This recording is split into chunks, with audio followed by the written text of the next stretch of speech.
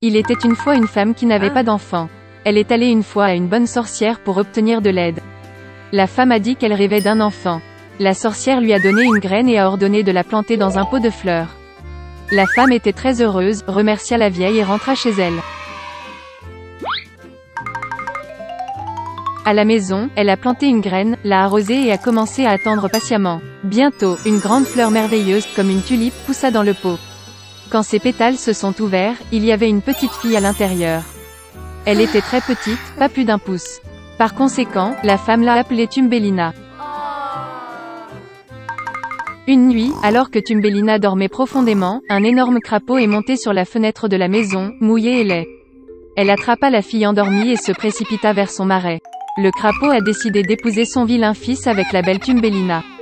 Elle l'a planté au milieu de la rivière sur une large feuille de lys pour que la fille ne s'enfuit pas. Le matin, Thumbelina s'est réveillée et s'est rendue compte qu'elle n'était pas à la maison, mais qu'il y avait de l'eau autour d'elle. Quand la jeune fille réalisa quel terrible sort l'attendait, elle pleura amèrement. En ce moment, de petits poissons ont nagé. Ils se sont sentis désolés pour Thumbelina. Ils ont rongé la tige du lit, et la feuille a flotté en aval avec la fille.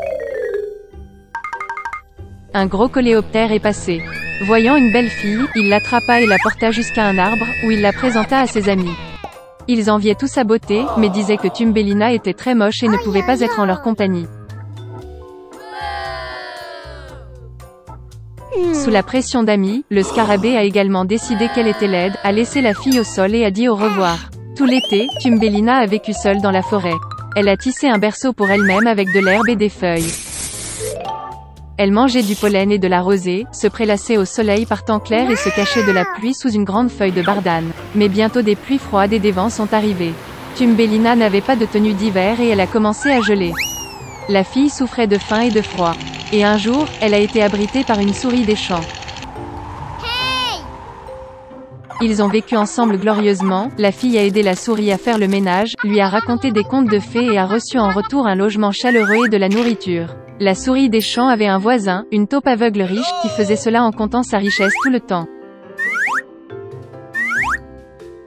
Même aveugle, la taupe a réalisé que Thumbelina était très mignonne et a proposé de l'épouser. Mais la fille n'était pas du tout heureuse à ce sujet, elle n'aimait pas la taupe ennuyeuse. Une fois, marchant le long des souterrains, Thumbelina a vu une hirondelle blessée, qui a failli mourir du froid. Oh non! Tout l'hiver, elle s'est occupée de l'oiseau malade et au printemps elle l'a guéri. Avant le mariage, Thumbelina a demandé à la souris de la laisser monter à l'étage pour enfin admirer le soleil. Lorsqu'elle est sortie du trou de la souris, elle a vu une hirondelle qu'elle a guérie. Thumbelina s'est plaint à l'oiseau qu'elle était forcée d'épouser un méchant taupe et de vivre avec lui profondément sous terre. L'hirondelle a invité la fille à s'envoler avec elle vers des terres chaudes, et elle a accepté.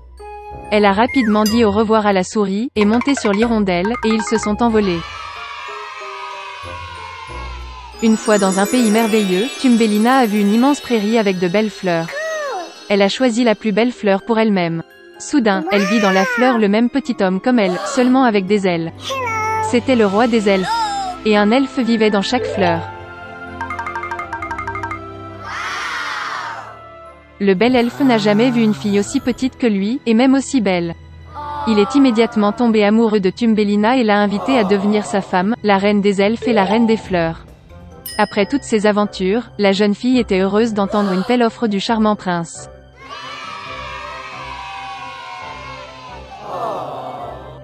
Elle a accepté avec joie.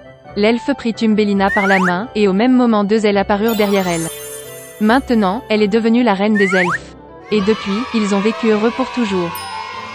Le vieux monsieur Scrooge n'avait depuis longtemps aimé rien ni personne d'autre que son propre argent. Il ne comprenait pas la joie que Noël, et le nouvel an apportaient aux autres. Par conséquent, à la veille des vacances, le vieil homme a refusé de laisser son assistant quitter le travail plus tôt, qui voulait acheter un cadeau pour son fils. Monsieur Scrooge a même refusé l'invitation de son neveu de célébrer Noël avec sa famille, et a également refusé de donner de l'argent pour aider les enfants dans le besoin. Le vieil homme ferma son bureau tard dans la soirée, et rentra chez lui. Et puis, dans sa chambre, des choses étranges ont commencé à se produire. Un vent soufflait de quelque part, le tonnerre grondait, et soudain le fantôme de son compagnon, décédé à Noël dernier, apparut devant lui. Monsieur Scrooge avait très peur et ne comprenait pas ce qui se passait. L'esprit a dit qu'après sa mort, il a été puni pour ne pas faire le bien et ne pas aider les gens de son vivant. Il ne voulait pas que le vieil homme subisse le même sort. Il prévint donc Scrooge que 3 autres fantômes lui rendraient bientôt visite. Après ces mots, l'esprit a disparu. Le vieil homme a prétendu que rien ne s'était passé. Mais bientôt, le fantôme d'un enfant est apparu devant lui. Monsieur Scrooge a été abasourdi parce que c'était l'esprit de ces dernières années. Le fantôme les a transportés comme par magie dans le passé. Le vieil homme se voyait comme un petit garçon dans la ville où il est né et a grandi. Il décorait le sapin de Noël et il s'est beaucoup amusé. Puis Monsieur Scrooge s'est vu dans sa jeunesse, le jour où, plein de joie et d'espoir, il a proposé à sa bien-aimée. Après cela, le vieil homme s'est vu mûrir. Sa femme pleurait et il ne pouvait pas comprendre pourquoi elle avait décidé de se séparer de lui. Le fait est que Scrooge ne faisait plus attention à elle, mais ne pensait qu'à l'argent. Le vieil homme ne pouvait pas le regarder lui-même de côté et demanda au fantôme de le renvoyer. L'esprit a finalement disparu, mais un autre fantôme est apparu à sa place. Il a porté Scrooge chez son assistant la veille de Noël. Toute la famille était assise à une pauvre table. Le vieil homme était sûr qu'il le détestait tout, mais il devint convaincu que ce n'était pas le cas. L'assistant a porté un toast à la santé de Monsieur Scrooge, et sa femme s'est jointe très volontiers au toast. Et puis le vieil homme a remarqué que le fils de son assistant était malade. Scrooge avait pitié de l'enfant et avait honte de son comportement. Puis le fantôme emmena le vieil homme dans la maison de son neveu. Toute sa famille était heureuse des vacances. Plus important encore, ils ont laissé un siège à la table pour Monsieur Scrooge. Le vieil homme ne s'attendait pas à voir ça, il pensait toujours que toute la famille le détestait. Finalement, le fantôme a disparu, mais l'esprit des années futures est apparu à la place. Il a amené Monsieur Scrooge à ses propres funérailles. Tout le monde a dit que c'était devenu plus facile pour eux lorsque le vieil homme mourut enfin. Ce n'est qu'alors qu'il s'est rendu compte que de toute sa vie, il n'avait apporté de bien à personne. Puis Scrooge vit son assistant porter des fleurs sur la tombe de son fils. Le vieil homme ne pouvait plus le regarder et demanda au fantôme de le ramener. Le 3e esprit a disparu et Scrooge était de retour à la maison. Le vieil homme a finalement décidé de changer pour le mieux. Heureusement, il a constaté que le temps avait reculé de quelques heures.